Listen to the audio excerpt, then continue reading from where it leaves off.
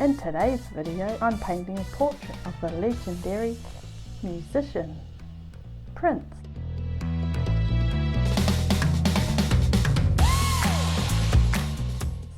I'll be using a minimal palette.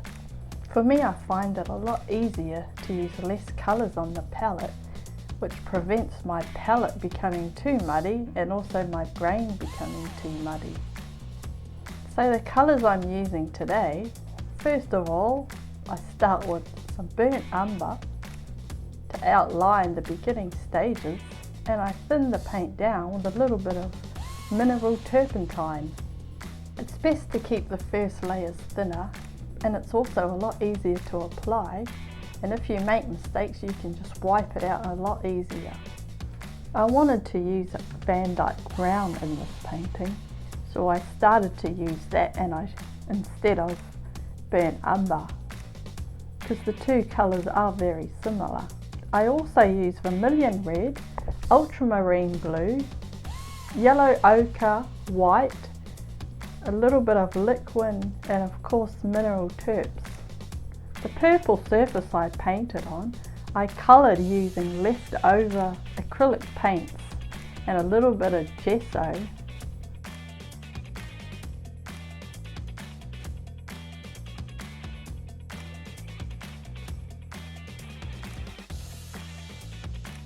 I like using up the acrylic paints for the new... I got a friend in my video.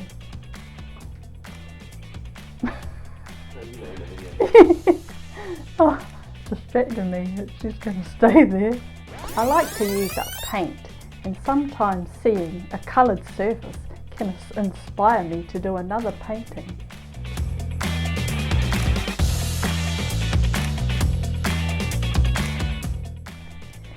It's a good idea to spend a lot of time at this stage of the painting to get the proportions right.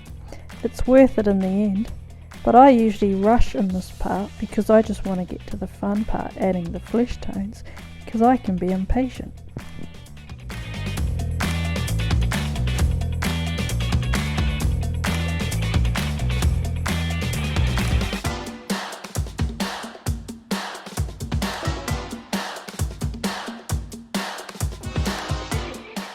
For the flesh, I start with the darkest shadows, working towards the lightest highlights.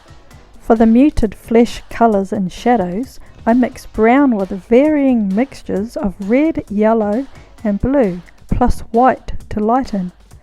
The forehead of the face tends to have more yellow tones, the middle of the face more pink, and around the mouth and chin appears slight blue and green tones.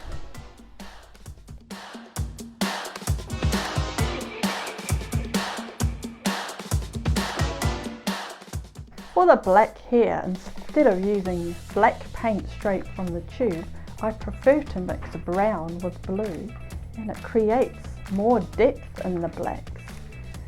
Because if you add more blue, you get a cooler black, and if you add more brown, you get a warmer black. You can also add a little bit of red to it, which makes it warmer.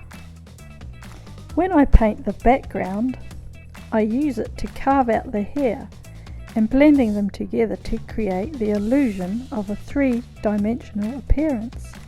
The rich purple background is an obvious choice when it comes to Prince. He is well known for that royal purple. For the background, I mix together cobalt teal with permanent rose, but any colour that looks like magenta would work well, with a darker blue plus some white added. Paintbrushes I'm using a Rosemary & Co, and I find they keep their shape very well. To clean these brushes I use terps, and at the end of the painting session I dip them in linseed oil and give them a wipe down to remove any extra paint on the bristles. The painting is beginning to resemble Prince at this stage, so I'm touching up the final details to really make his face come alive.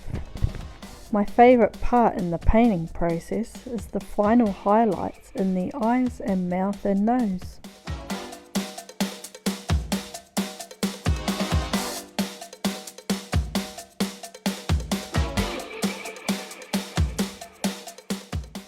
I'm enjoying painting portraits at the moment, and I find that each portrait I complete, I gradually improve my portrait painting skills. Painting this portrait of Prince has inspired me to paint other musicians to add to the series. I hope you enjoyed this video, and I look forward to painting more portraits of other musicians to add to the series. Make sure you subscribe to my channel so you don't miss out on who I will paint next, maybe one of your favourites. And check the description box below for all of my links and social media.